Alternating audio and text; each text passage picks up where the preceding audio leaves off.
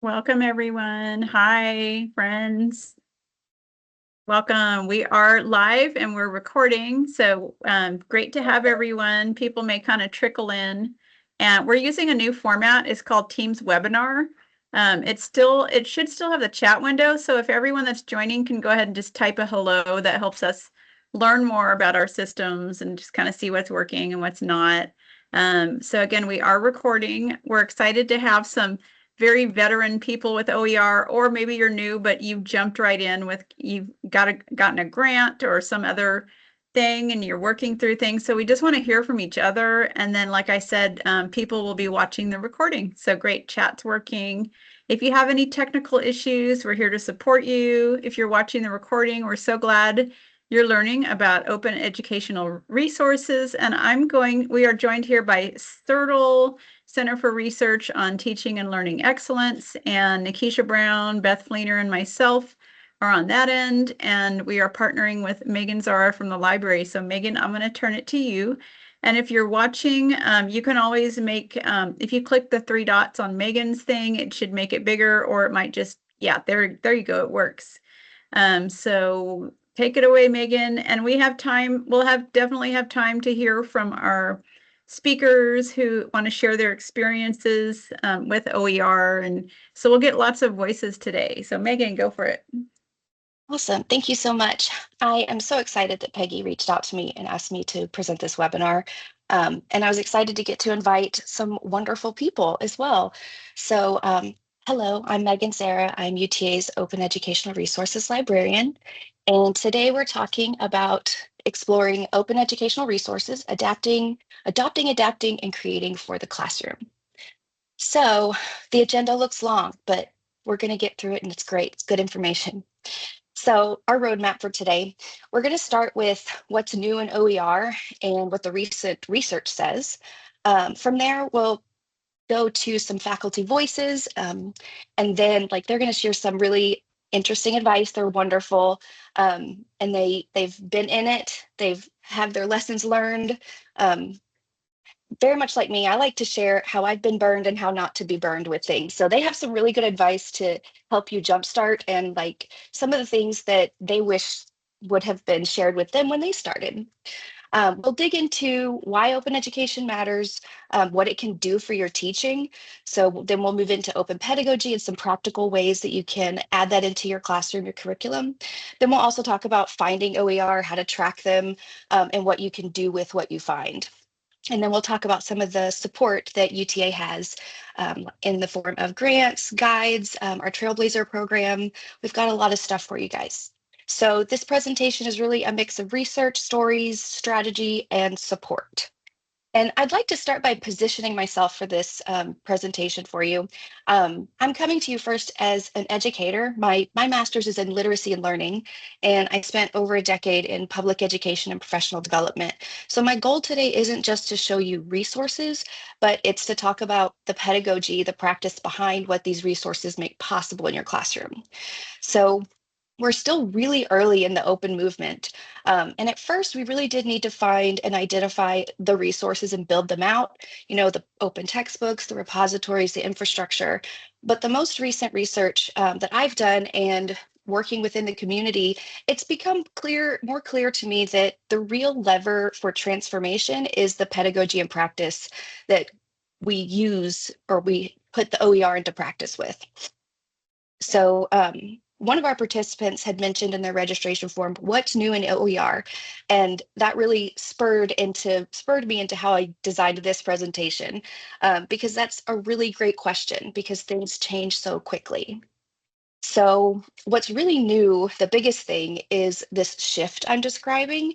I've been feeling it in practice and I found it reflected in recent research, and it's time to start changing this narrative so that we can better leverage OER to serve our students. So we often start with the resources because that's where the movement began, building collections of textbooks and repositories. But the more we learn, the more clear it becomes that the real transformation is when we move our mindset over to open education and those practices. So I'm not bringing the new tools or the new books. I'm bringing the shift and how to really pull those resources into the shift and open up education for our students. So what the research says, these 5 studies are all published in the past year, and they show us that while cost and access remain absolutely foundational, the real shift comes when pedagogy changes and the students become creators, not just consumers. So in terms of cost and equity, OER adoption consistently lowers costs, improves that day one access, and is increasingly framed as social justice intervention. It's great. But beyond the swap, a meta-analysis of 32 studies found negligible, it was a little bit, of the average grade effect for just a simple textbook swap, no other changes. But they found that clear gains happened when the pedagogy changed, so shift plus pedagogy. In virtual lab settings, OER gave students the flexible ways to participate, which mattered for equity of access and that feeling of belonging. Student voices. When students published their work as OER, they reported less shame and more pride and enjoyment in their learning. And then faculty practice. Instructors who adapted OER emphasized suitability, accessibility, and then alignment with their learning goals as critical to the success. So I want to pause here because our first faculty voice, we want to hear from Dr. Dylan Parks. He brings both practical advice from adoption, modification, creation. This is his book on the screen, Microbiomes, Health and the Environment. And this he published with us through the UTA CARES grant. So Dylan, if you would like to unmute and share some words of wisdom, we appreciate you being here. Sure, yeah, thanks for having me. Nice to meet all of you, at least virtually for the most part. Yeah, so a little bit about my story. Really, I got hired here about 5 years ago, and when I first started, one of the first classes I taught actually was using an OER textbook, and I didn't even know about it. I didn't even know what OER was. It was an OpenStax microbiology textbook for another class. And as I got to learn about it and what it was, I thought it was an awesome idea. And I was like, okay, cool, these things exist. And I didn't know much more beyond that. But then, UTA libraries kind of popped across my desk where you could develop this stuff yourself and they would help you out. And you could apply for grants for this, which was great all around. And at that time, I was developing a new course, which is the microbiomes course. And this is the textbook that you see for it here. And so I thought that was kind of a perfect way to bring these things together because this type of subject was really hard to find good textbooks for. I actually went through 3 or 4 different textbooks when I was preparing this course, and I didn't really like any of them because it's a very novel subject that, there's a lot from different places. And instead of trying to get a bunch of books for the students to buy and eventually probably sit on the shelf or in their backpack, I thought, why not pull all of this great information together from different sources and finding open sources and make it that way. And it was a bit daunting at first, I won't lie, because I wasn't familiar with it, but the library was great with helping me through it and understanding what different licenses meant and how we could reuse them or adapt them, how you had to give credit for these. And once you get the hang of it, it was actually pretty easy, fun, and you would get in the swing of it. And it made me a little bit closer to the subject and what I was teaching. It was actually more of my voice than just some, I don't want to say random textbooks voice. And so that's kind of cool, that y'all were talking about the resources versus actual putting it into your pedagogy, because as I've kind of evolved with OER, I constantly find myself favoring selecting OER material, even as I, adapt other courses that I've done recently and bring them, up to speed with new things. And it's just easier overall. And I'll kind of end with a great example that I have recently. I'm doing a fermentation class right now. And as I'm kind of building this class, I'm only using open educational resources for the scientific articles in it because I found one of the major challenges is students like to access these articles when they might be off campus or at work or something. And a lot of the times there's a paywall or an access wall to where they can't get to these. But if it's OER, they're really easily to assess, and it's just that much easier to get through it. So I've had a great experience with it. I hope to continue to use it the best that I can. And if anybody has any questions or wants to talk with me more, I'm happy to do so. So thank you. Thank you so much for sharing, Dylan. I I love all of the things that you shared that it has done for you, but I really love hearing that it helps you feel closer to your subject.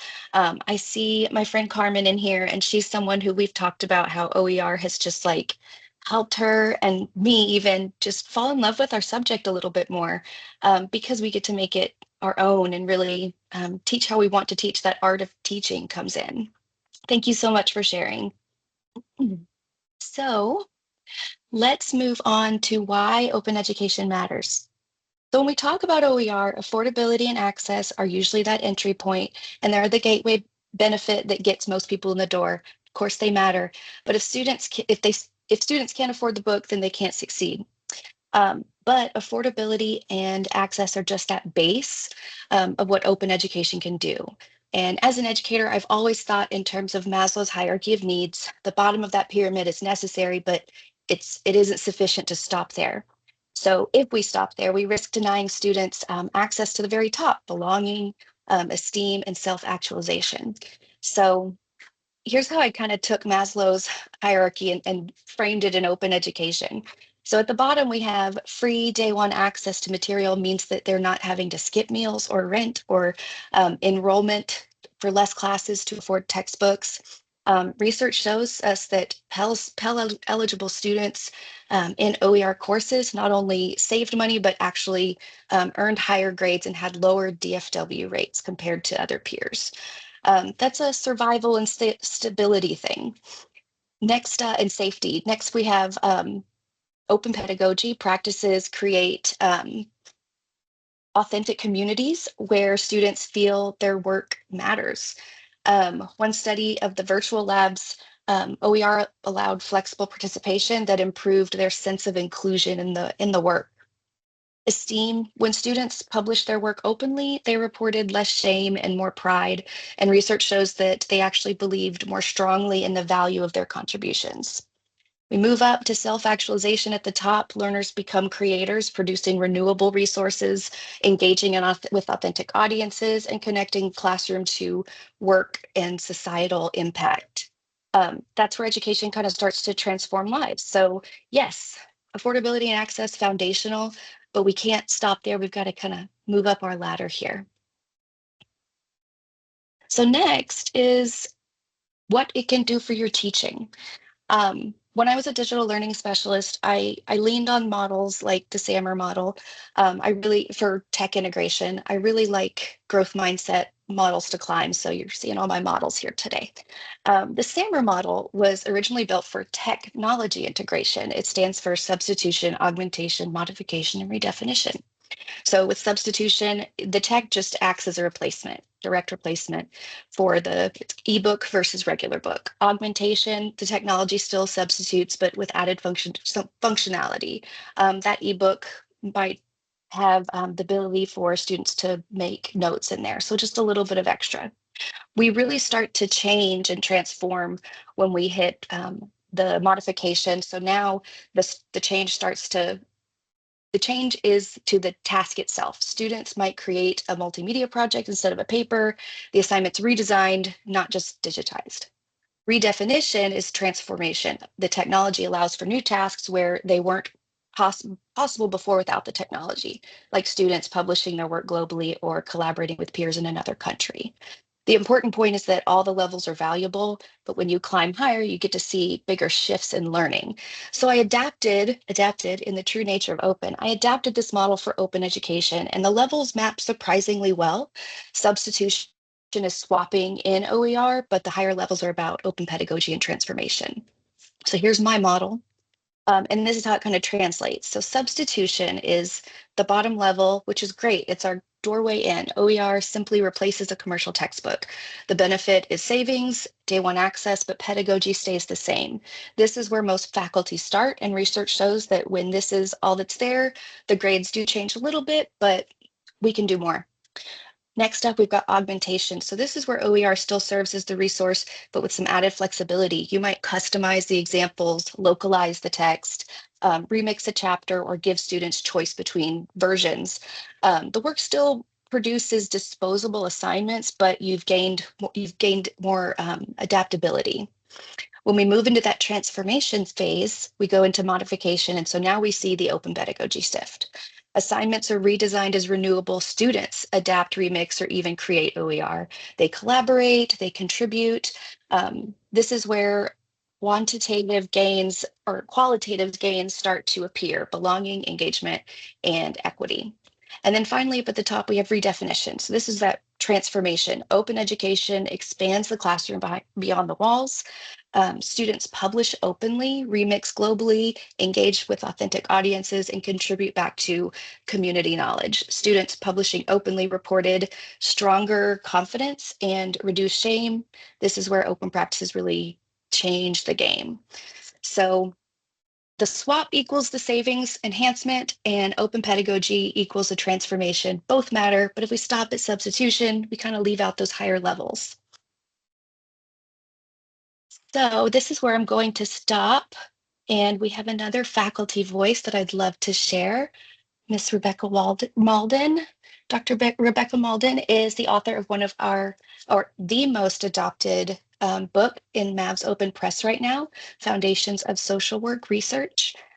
She has some powerful stories to share about student outcomes that go well beyond those quantitative data. She's got some wonderful stories.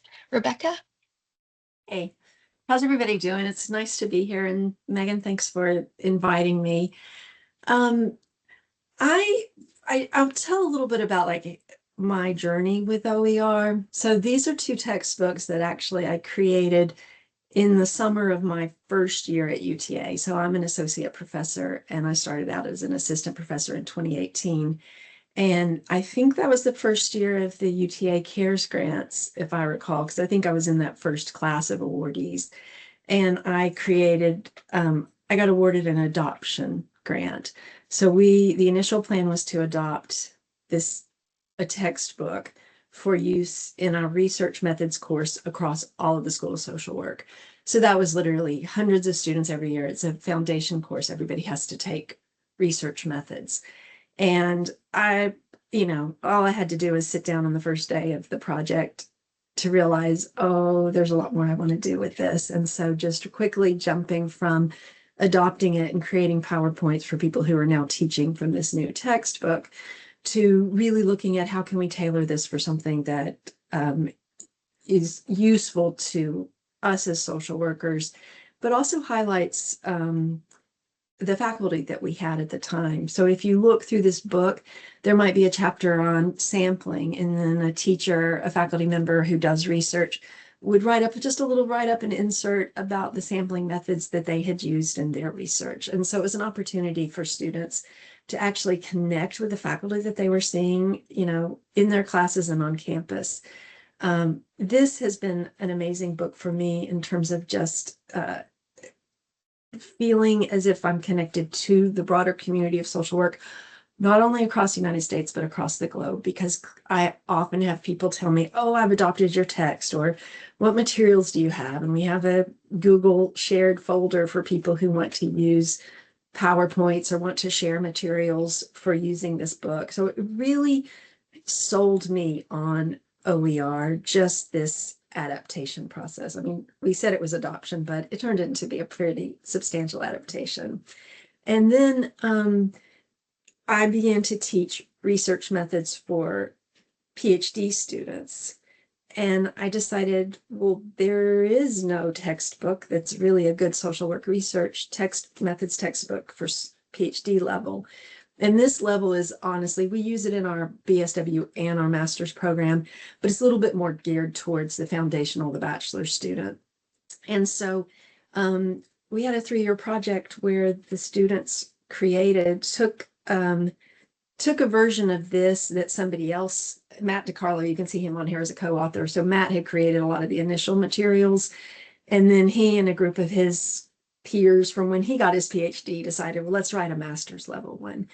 So the students here at UTA took Matt's and his colleagues' master's level textbook and have been working to transform it into a PhD level textbook.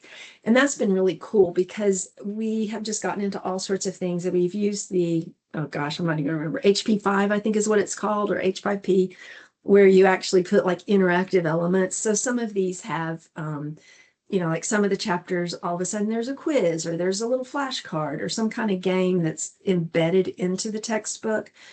And the students have really thought about like, what's the important message? And we've really worked toward, let's not just make it a textbook where it tells something, but let's make it one of these reference materials where if you're writing an article and you need to cite some kind of methodological approach, that foundational work is cited in this textbook, and it can lead you to what are the real references that we should be thinking about in our field.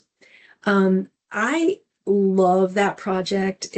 I'm no longer teaching that class. The 3-year funding is done. We're not finished with the book, which, I knew as of year one, we were not going to get finished because there's just so much involved and it goes a lot slower. So I would say, as far as involving students in creating OER, it is brilliant. And I could go back to that hierarchy of needs and just connect a lot of my stories to it over and over again, both the like brilliant success, you wouldn't believe this happened, but also like this is a situation in which things didn't really work well, and in particular the safety hierarchy. So one of the classes that was involved in this just did not have foundational safety among themselves, and I found that to be quite a barrier in actually using open pedagogy so that they were building that sense of belonging and collaborative effort, and letting that be a springboard for gaining knowledge as well as disseminating knowledge. There was a lot that was a much it was unexpected, and it was a difficulty in which I didn't initially come prepared to handle, in terms of thinking about OER is just this wonderful, cool thing. And when students are actually doing renewable assignments and building towards something that they know is going to be shared publicly, that is so beautiful and brilliant. But it also takes some things that I think as an instructor, you have to be willing to and able to and think about, well, what is it going to look like if we meet some of these challenges? So I could talk about this forever, and I probably have already talked too long. So thanks for the microphone, and I'll shut up. But you guys email me if you have any questions or you want to talk about anything. Thank you so much for sharing. I could listen to you forever. You could talk forever about it. I could listen to you forever. I love it. Um, I'm glad you brought up, sorry, I had a cat jump on my chair, y'all. I'm glad you brought up involving students in open pedagogy. We have another voice on this topic right now as well, bringing students in. Dr. Shelley Wigley, her PR campaigns class actually worked with our department, OER. They took us on as a client and they did a whole PR campaign for us. So I'm going to give Shelley the mic because this is just the coolest thing. Awesome. Thank you. I'm so happy to be here and to talk about this project. I'll have to give credit to Megan was a huge help throughout the process. We did this last fall. It's for my PR campaigns class, which is the capstone course for PR students before they go out into the real world. So we function as a student-run agency. And this was our client for the entire semester. And that's pretty much all they worked on the entire semester. And so the great thing about this was a lot of the students, they didn't know what OER was, but I took a poll the first day of class and asked how many of you have looked for classes based on the cost of the resources or the books, etc. Or have you consciously looked for courses that didn't have any costs associated?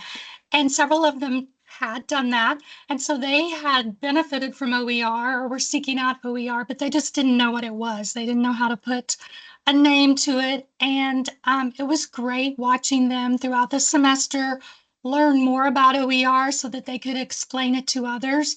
The campaign ended up targeting both faculty as well as students. It was really successful. I think that because they were involved in this open pedagogy, so to speak, because what they produced ended up in the math matrix.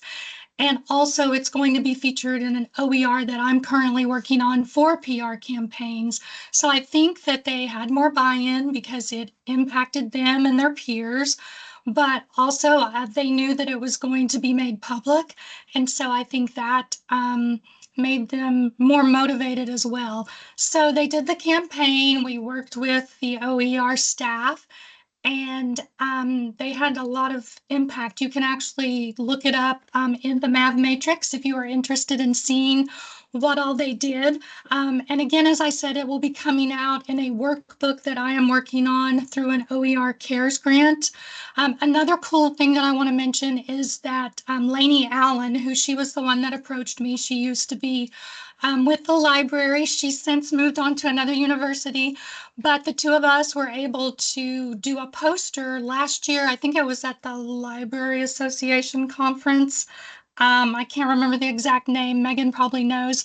And then as well, we just got notification that we got an article that's going to be published in, and I'm going to mess up this name too, but it's a Journal of Higher Education, Open Educational Resources, I believe. Something similar to that. If anyone cares or is interested, I can get you more detailed information or the specifics on that. So it's just been a really rewarding, fun experience overall. I love the idea of open pedagogy and using that in the classroom, and this was a perfect fit for that. So if anyone is curious or wants more information, I'm happy to meet with you to answer questions through email. But yes, it was just one, if not the most rewarding semesters that I've had. So, and thank you for letting me share, Megan. For sure. Thank you so much for sharing. I'll let you know Lainey is at Western Oregon University and she is an OER librarian now. So it's what she wanted to do, and we still get to work together. So that's wonderful. So something I heard in both of those last two faculty voices was their students were creating things that are going beyond the class. It didn't just end with that class at the end of the semester. Their students took ownership and they own it beyond, which is really exciting. I wish I had had those opportunities as a student. But that leads us really well into our next slide, which is really diving into open practices or pedagogy. You might hear it said either way. But open pedagogy really invites learners to make something useful beyond the grade, a real audience, not just for the faculty member. We use open licenses, so work can be improved upon, localized, shared, and seen when students choose to. And I say choose to, and I'm connecting back to something Dr. Malden mentioned, is that safety. One of the things is open pedagogy is not you have to do it, you have to be open. Open is a choice. And I'm going to talk a little bit more about what that looks like and building in consent into open pedagogy. But first, let's talk a little bit about what it is. It's really like three shifts at once. A mind shift toward really contribution.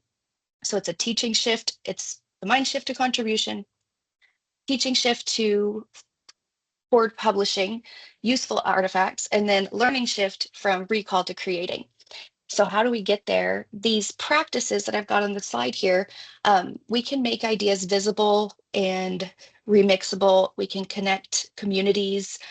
We can invite student-generated content and build peer review and reflective practices. And we use participatory tools in a culture of openness and trust. So it's not a checklist or like a fixed order. It's more of a toolkit. You can kind of grab a bunch of different things. So collaborative annotation to surface ideas, peer review to raise quality on the work, small public artifacts with attribution to build the commons. Really, open pedagogy can be, and it is, a lot of things. And here's like the most simple way to think about it and to understand how it works. So with the what, students shift from consumer to contributor by making something useful for a real audience. How this really works is through OER and the 5 Rs that it permits, those Creative Commons licenses permit: retain, reuse, revise, remix, and redistribute. So those permissions convert closed disposable tasks into the open renewable work. Renewable assignments is like the first open pedagogy step you can take, and it can be a really small one too. You can just provide a public audience, authentic audience for your students and for them to work and share. And then the why, relevance goes up, belonging grows, and the work serves a public good beyond that classroom space. So this is kind of that heartbeat of what open pedagogy is. So since real audiences are involved, we do want to start with the consent and care before we really plan our first open move. So what I like to say is, publishing is optional. Being open is optional. Students can keep work private in a course, share with a limited audience, or go fully public. So if someone wants to opt out, they can complete an equivalent assignment for the same credit. They can still do the same work and just choose not to share. Students kind of give them a couple things to choose from: how they want to be named, who can see the work, and whether they add what license they want to add. And those are all things that I can help with, educating students on the licenses and what they might want to use and why they might want to use it. Um, but before anything is shared, we can run a simple check and make sure that we've got everything on file: attributions, lines, and basic accessibility. Really, we're grading the learning, not the decision to go public. And if you want like models of this, the Open Pedagogy Notebook has some really solid examples in addition to the ones that have already been shared. But so let's move into like integrating this into your teaching practice now. So I really like my graphics, guys. This little matrix kind of keeps us from thinking open pedagogy means rebuilding a course. You kind of can pick a level. Each move names a student, product, an audience, a license, visibility choice, and you can just kind of start small. With 10 minutes, you can swap out a generic example for a local one that your students would know better. So maybe something that's localized to Arlington, Texas. You could just keep it within like one section, add a visible credit in the LMS and Canvas, and you've done one little thing. In an hour, students could draft a little glossary entry with some sources, maybe do a quick peer review. The audience could be their class or the next class. And they could share under just like a CC BY or whichever one they want. And of course, allow them to choose their visibility. In a week, maybe co-create a short case study, 2 discussions, discussion questions, or like tune a mini rubric with the students and like they're building it. They could use their audience to be their peers and your other classes. So we have some things we can do, some break-in points. With a semester, you'd build a whole like class reader or just a guide for the class. The audience could be the public or maybe the next course, the next section of students. You really have, like I said, it's not a checkbox. It's not how do you do it, the exact steps. There's a lot, it's open. You have a lot of options. But that's kind of the big idea. I know you want practical ideas. So on my next slide here, I'm going to share this presentation and I've got links throughout. These are all links to actual, like the places to learn how to do these things. So on the last slide, we looked at that big picture, how OER can move us from substitution transformation, the different levels. And it's easy to think, do I have to like rebuild a whole course? And no, these are the little practical tips, things you can do. It's kind of a menu, the open made easy menu. So most, like I said, we're moving toward renewable assignments because they live on. So this menu kind of breaks down the different types of practice we can add in. So collaborative projects where our students co-creating peer reviews, they're co-creating together, student-created content that becomes course artifacts for future learners. Open knowledge contributions where students add to broader spaces like Wikipedia or Pressbooks or just like data sets. So those are our 3 different types: collaborative projects, student generated content, and then open knowledge contributions. And then I kind of matched them up with the time as well. Any of these could take a whole semester. Any of these you could bring down a little bit, but this is just an idea to get you started on practical ideas. These will all lead to places where you can actually learn how to do these. And this is a place where I'm going to stop because we have another faculty voice. I would love to hand over the mic. Jessica Kalo, we have a hand raised. I see that too. Oh, yeah. I'm sorry to interrupt. Hi, Jess. Just real quick, on the Wikipedia, and is it Wiki Education? I know at one point the library was collaborating heavily with that group. Are they still? I have not heard much. When they came, I did get some information from them. And I have a presentation that I can pull and share with anybody who's interested. Oh, I yeah. don't think we have a partnership that has Okay. moved forward, but Okay, no it is a worries. good thing to look into. Okay, maybe we can just mention Laurel Stavan and send people. Yeah, I don't know who, if you know anybody else doing that, we'd love to kind of add that on as a footnote. So thank for you. sure. Yeah, so hi, I'm Jess. I just wanted to share a little bit more about my perspective on building courses that kind of go with the open education resources. So when I created the Alchemy of Assessment and Evaluation, first, working with the libraries was so easy and supportive, and honestly, the whole thing was so much easier than I ever expected it to be. I just asked if I could make a book, and they said, yeah, sure, that sounds like a great idea. And then before I knew it, I had a book. So it was not at all like the traditional publishing process that maybe we're used to in research and teaching. It was a lot easier. It's really great and super easy to do. So I decided to make the book because I couldn't find any resources that really fit what I wanted. So I needed something that was specific enough to cover the details that my students needed, but also I wanted it to be broad enough to cover the broad range of students that I had. So I outlined my course and then I built chapters that kind of matched each module. And then the book kind of provides the foundation, and then I kind of layered in these interactive activities inside Canvas rather than the press book itself, so that students could engage right where they were already working in Canvas. And I like to use like drag and drop activities in either H5P or Design Plus. Flashcards are always a good hit. And then the drag the word questions are also really great for vocab type things. And students absolutely love the book and the course, and I've only gotten positive feedback on it so far. So if I could share some I wish I'd known tips, it's that you don't have to do everything all at once. You can take it a chapter at a time. You set your own timeline.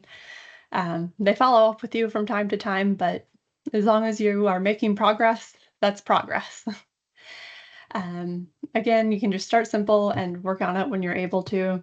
The other thing is that the library sends emails about how many people download it and how many people have adopted the book. And I always love getting those. I think they're super neat, and it's really cool to see how many people have used the book and kind of its reach.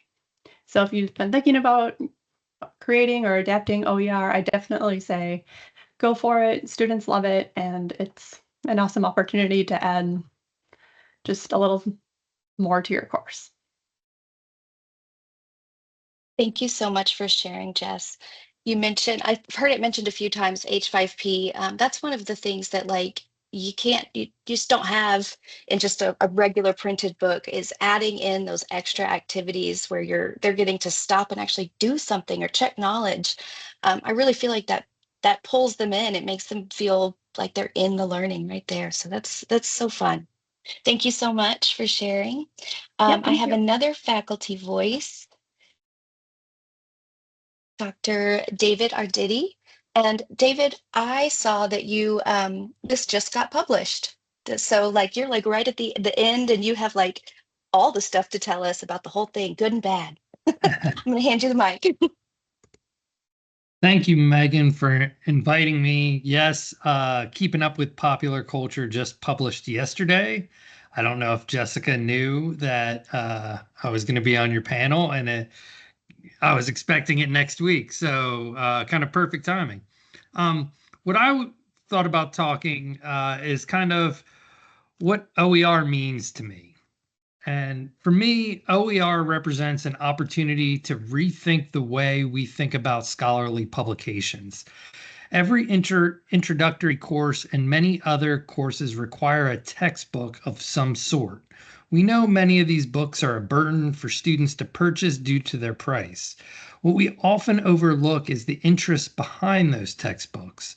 Publishers and editors act as gatekeepers. If they have a textbook in an area, they will not publish a competing textbook. Other publishers are not likely to publish within a field if they think a text is too big to compete with, or they just aren't interested. These barriers mean that there is inertia to keeping things the same. OER reverses this trend and gives more autonomy to the professor writing the book. Autonomy is something very important to me. When you publish a book, you deal with an invisible editorial board and peer reviewers. While I think peer reviewers remain important to the process, the invisible editorial board that acts on those reviews makes the whole process opaque.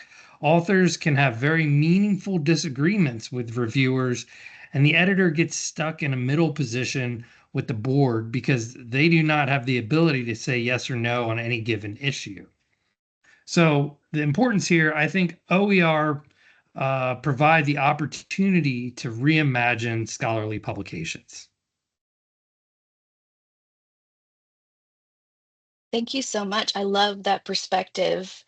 We're talking about reimagining learning and teaching and bringing that in scholarly publications. That's amazing. It does open the door quite a bit. Yes, we got that question. When does it come out officially? Is it officially out? Yesterday. Okay, cool. I have Very a exciting. quick question, Megan. I'm sorry to keep butting in. No worries. David, was this a riff on the Kardashians? Yes, exactly. Okay. And I talk about it in the book Okay. to kind I of, love that. even though that's Okay. old now, it's Yeah. hard when you're teaching popular culture, staying on top of everything. And I think that that's a really good benefit to an OER is that I can change it as time goes on. So people don't look at me all the time as a dinosaur. Oh no, I think they're still out there doing their thing, branding. So It's funny. This is such a cool textbook idea as well. It's really interesting, profound, very cool. Thank you so much for sharing your voice. I appreciate that. Oh, I hit my desk. Thanks. Okay, so we are going to move on to some practical stuff now. Where do you actually find the OER? So I'm going to start by sharing just repositories, OER repositories. They're centralized hubs for openly licensed textbooks, course materials, all the things you'd use for teaching and learning. And they make it easy to start broad, explore options, and narrow down to exactly what you need.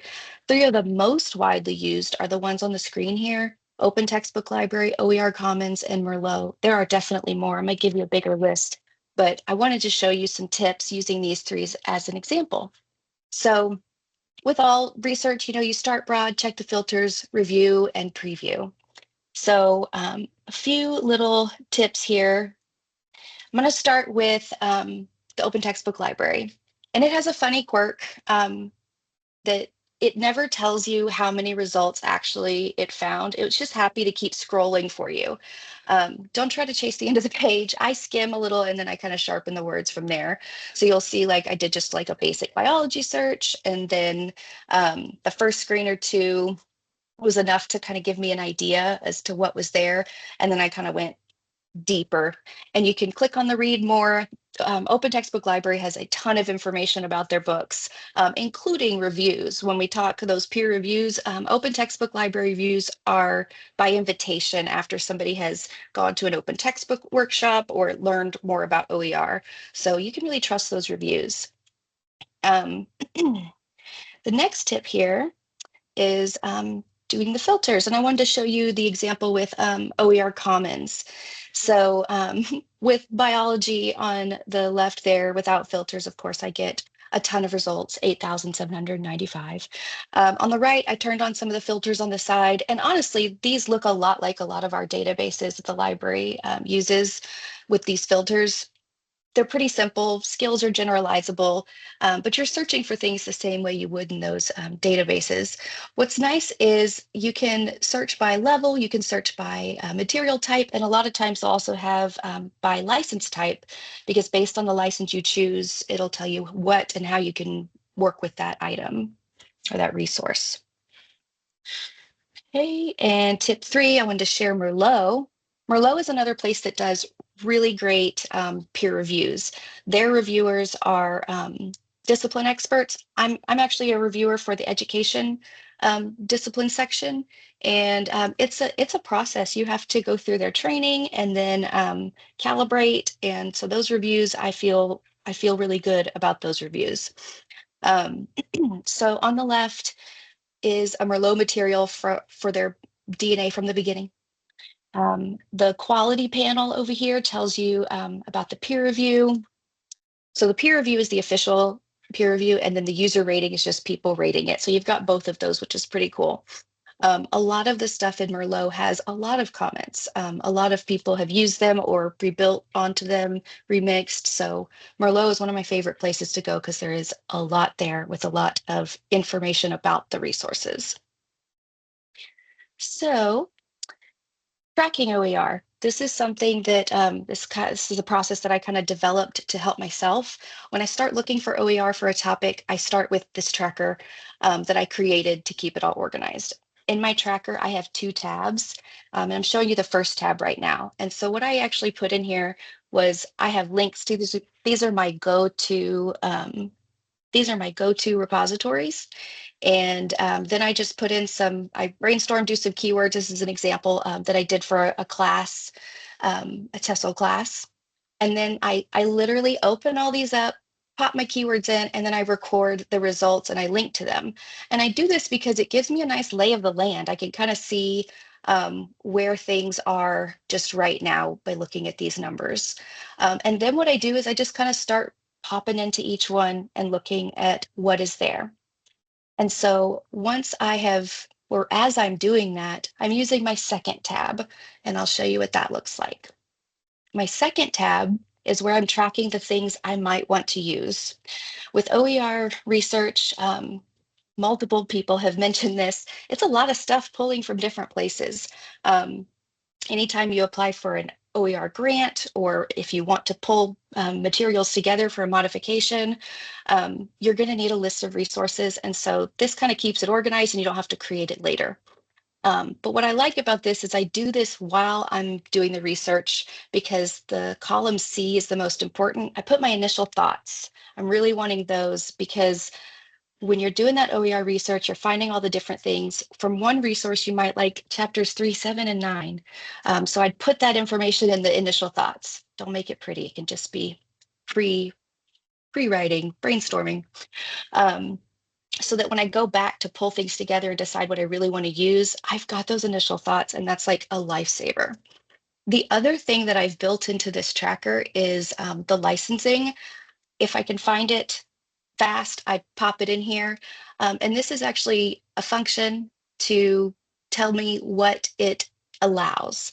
So if I chose this one, CC by NC, it says it can be used and shared non-commercially with attribution. So whatever I choose, it will tell me. With copyright information, anything that's all rights reserved, we can cite it, we can link to it, or reach out to the publisher or author, or choose not to use the resource. But I tell people, if you find something really good, just because it's all rights reserved, go ahead and add it to your tracker and we can look at some options. If this is what I tell everybody, and I offer this to all people here at UTA, if you can't find the licensing, please reach out to me and let me help you find it. You don't have to know that or be able to find it. If you click unknown, it actually says just the OER team can help you. But this is a nice way to track everything. And the other half of this tracker I didn't show here. Once you start developing a course and you work with a course designer, I've got the extra, like the annotation and the different attributions and the just all the little things you would need to have for all of your resources when you bring that into a course. This is something I've been developing for a while. It's not perfect, but I did put a link in my presentation here. If you want to grab a copy to make your own, please feel free. A tip I have shared before is that if you do know like an outline of your course that you're working to find resources for, you can add in another column and have like a tag for Unit 1, Unit 3. And so you can start mapping those resources as well. Fully customizable, so you can do whatever you need to make it work for you. I've also created a different tab, like copy this tab, create a new tab for different topics. So I have all of it in one spreadsheet workbook. So Once you find things and you've got them all in there, you know what you want to use, what can you do with them? Well, it depends on that Creative Commons license, and we're not going deep into Creative Commons licensing today, which I can definitely go in at another time, and I have resources for you, but basically they tell us what we can do. But with what you find, if you found something that's perfect, you can adopt and just change your syllabus and the activities, pulling in the open pedagogy. You don't have to change too much. If you found a lot of different things that you feel could benefit from being pulled together, like many of our voices have shared today, you can modify, pull things together and do that based on those licenses. There are different ways, different things play together, but those are things that I can help with. So please reach out. And then if there's just not anything really good out there, you can choose to create. It's open. It was mentioned that that autonomy is really important. Yes, you have that autonomy here. So we can adopt, adapt, or create. All right. I do want to share that I have a ton of resources that I continually update at our OER subject guide. And I wanted to point out the Find OER tab. I have information about finding OER. On this Where to Find OER list, I've got even more listed there for you, more places to start with.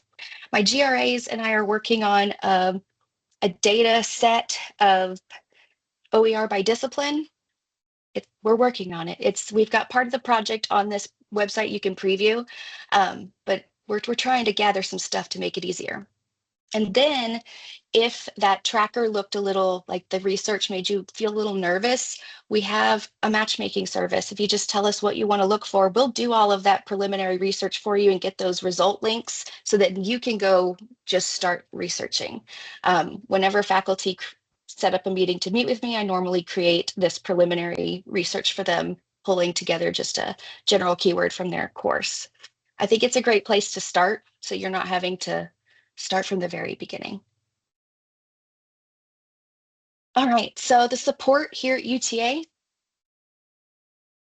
as with everything going on, we're all shifting budgets and reimagining how we do things. This fall, we don't have any of our big grants, but we do have new grants coming in spring 2026. The link right here will take you to our page that will be continually updated as we learn more and decide more. I do have a small mini grant opportunity. This is an open education research and planning mini grant. What you're really doing here is doing some OER landscape research on a course or topic, which is basically the tracker, and finding some things. 2 workshops. It's a total of about 6 hours of time commitment. But in that time, you're earning the first 4 badges of the Trailblazer badge program, and you're going to be creating a really good landscape brief of a course topic, and that will be published openly for other faculty members to be able to start with that landscape and move forward a little quicker than having to do all the work themselves. And so this will come with, like I said, the first 4 badges and a $250 PD fund stipend. All of the information for this opportunity is at this link right here, and the application for applying is there as well. We have space for 24 people this go. So apply soon. I really want to get these going. Also, we have the Trailblazer program. We are piloting and building as we go this year. It's really to open it up to not just faculty, but bringing students in. I really want to embody that open pedagogy and bringing students into our outreach as well. I feel like we've done a great job reaching faculty. You've seen them, but we need some student voices. I really wish that I had had some good students to bring in. They were busy, but there's just not enough. We need to get more students involved. I've got our OER subject guide here, and then on the subject guide, I also have my OER 101 faculty introduction. This has a lot of links and resources for specific project types and how to modify, the difference between modification and creation, just like little practical things for you. Megan, do you yes. mind? I'm so sorry. Do you mind throwing the link for that 250 grant? Yes. And then Beth said, are you looking for undergrad and grad student voices? Absolutely, all of them. Yes, I need to leave Canvas.